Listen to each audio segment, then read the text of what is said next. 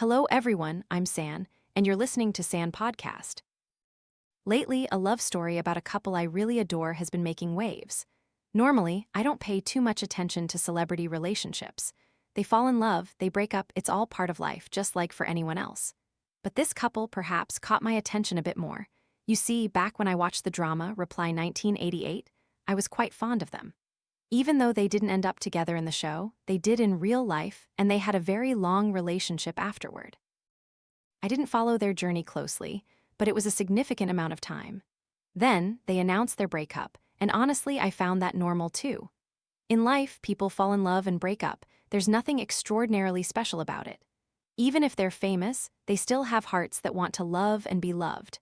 And perhaps, things wouldn't have been so dramatic if another person hadn't entered the picture, turning this whole story into a hot topic on social media. I don't want to delve too deeply into the causes or outcomes, but what I want to point out is, don't you notice that when something like this happens, women get criticized far more? A guy gets involved with two girls, and ultimately, both girls are the ones who face the most condemnation, the most verbal abuse. The new girl is labeled a seductress, a mistress, a green tea bitch, while the ex-girlfriend is accused of clinging on even after the breakup. Yet, people seem to largely underestimate the man's responsibility in this narrative. If a man doesn't allow it, a third party simply cannot intrude. And honestly, sometimes the third party doesn't even know they are one because they're told, "I've already broken up with my ex." Whether he actually did or not, we can never truly know. I'm not taking anyone's side here, everyone. I just want to share my perspective. We all need to understand our own worth so we don't get caught in situations like this.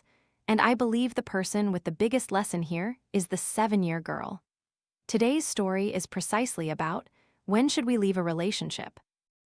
In this story, I see that the one still deeply in love, still clinging to feelings, is the 7-year girl.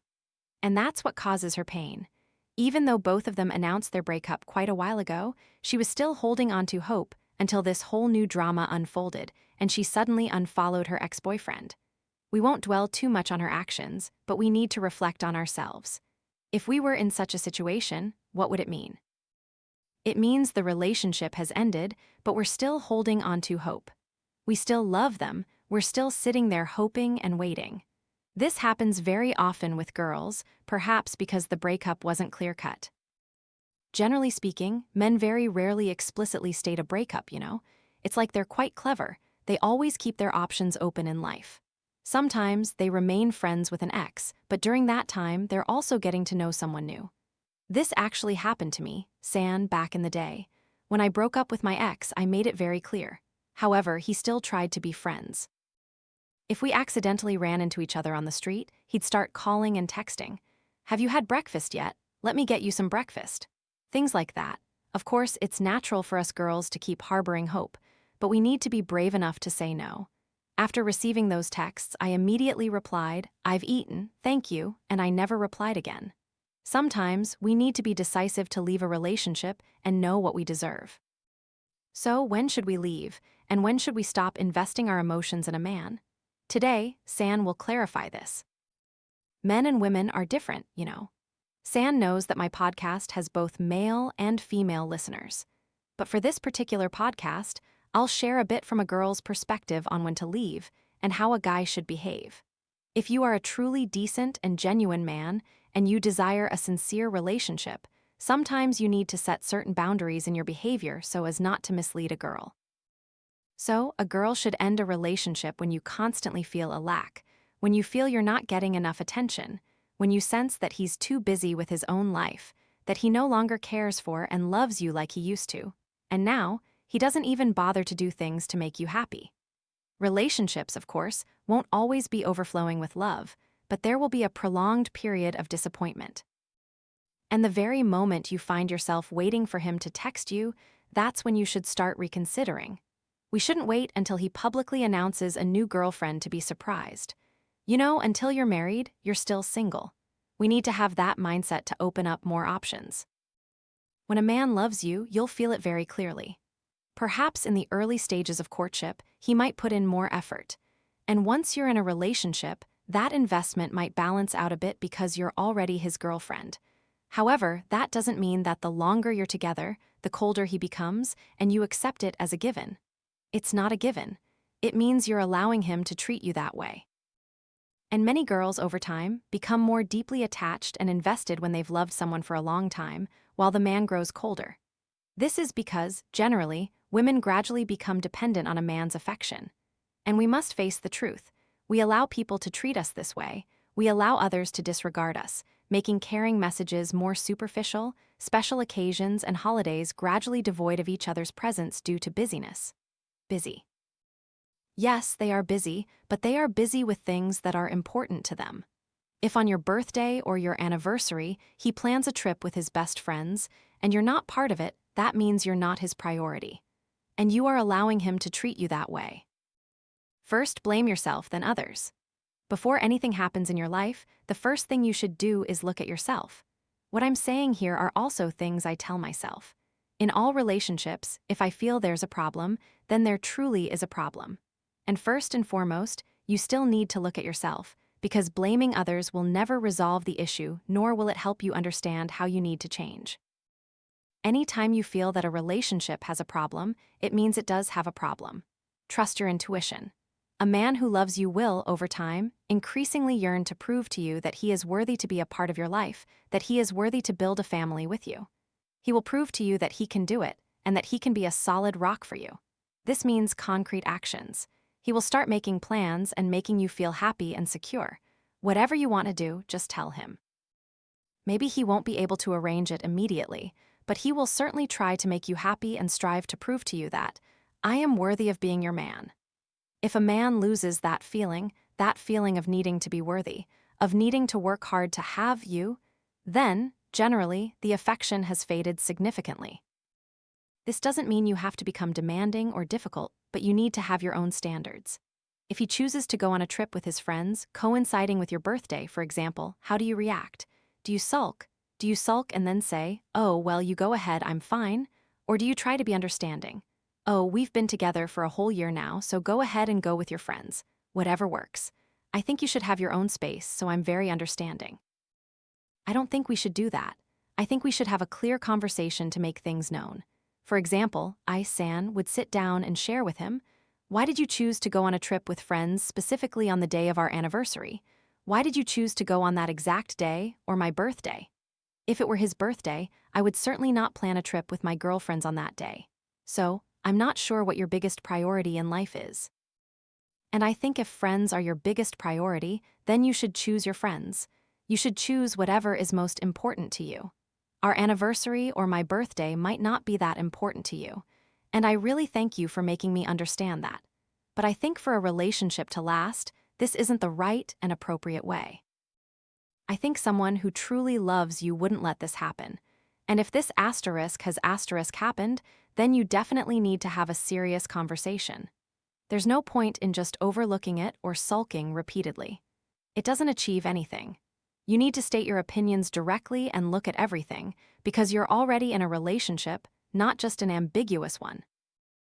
When a man no longer feels the need to make you feel at ease, to make you happy, and you constantly find yourself waiting for his messages, waiting for his attention, that's when you should leave. That's when you should leave. That's when you don't need to sulk, cry, or do anything else. You simply start giving yourself other opportunities. You can meet other people, focus on your own life, and if you want more clarity, just break up. I feel that this relationship cannot last between us. Don't beg for love from anyone. Don't beg or hope for someone to care about you. Love should be voluntary. People will voluntarily do what they want to do. So if in a relationship he becomes colder and colder towards you, what you should do is not say, oh, honey, you've been so distant lately. You don't care about me. You're so busy. No, San thinks that's not what you should do. What we should do is focus on ourselves. We start forming new relationships, going out with friends, attending parties, meeting lots of people around us. Without him, you still live well and you still have value. That's what he's afraid of losing. But if you're constantly crying or even going online to say, oh, I want to go here and there, but he won't take me, that really sounds desperate, deprived of affection. If he won't take you, then go with your friends, go with your family. It's nothing. We won't die without anyone, especially someone who isn't worthy of us, someone who doesn't love or care for us. Why should we consider them important? When a relationship grows cold, just observe it. Focus on yourself, observe to see if he recognizes the problem at hand. Or perhaps he's already looking for new relationships. If he's tired of you, he'll just find new relationships. Nobody is ever too busy, it just means you're not important. So, if you're not important, what should you do? You should leave. Many times you say, San, it sounds simple when you say it, but doing it is hard. That's true. Let's go back to the podcast episode, Whose Happiness, Whose Misery Is It? So you can understand this issue better. Whether you can leave or not, it truly depends on yourself. I'm not here to tell you that you must leave or stay, that's your choice. But truly, if a relationship has already broken up, has been announced to everyone, and yet you yourself are still harboring hope, it means you still love him, you're still investing emotionally in him. And that's really terrible, everyone. That shows you lack self-respect and don't know your own worth. No matter how famous you are, how beautiful you are, how talented you are, everything will always turn bad and problematic if you don't have strong mental health. This is very important. Strong mental health also comes from understanding yourself and knowing your worth. Once two people have broken up, what you need to do is focus on other relationships. You should leave that situation and give yourself a new opportunity to love someone more deserving. Staying there and waiting for someone who doesn't care for you sounds incredibly hopeless, everyone. You're putting yourself on a dead-end street with no escape. And now, when he has someone new, you blame him? You two have already broken up, so him meeting someone new during that process is perfectly normal, everyone. Sometimes, you have to blame yourself. Why didn't I focus on new relationships? Why didn't I meet new people instead of clinging to a terrible person? This is something we also need to ask ourselves very clearly. Are your current actions worth it? Is it worth dedicating your time, attention, and energy to this relationship, to this person? Loving someone should be joyful, everyone. It should make both of you better. Maybe it won't be romantic every day, but he supports you and you support him. Being together should feel comfortable, happy. You enjoy your time together, you're happy you grow together, you make future plans traveling, going out, or even starting a business together. But if you're suffering and you continue to stay with him, claiming it's destiny, well, are you choosing a destiny of suffering in your life? This world has 7 billion people, Vietnam has about 100 million.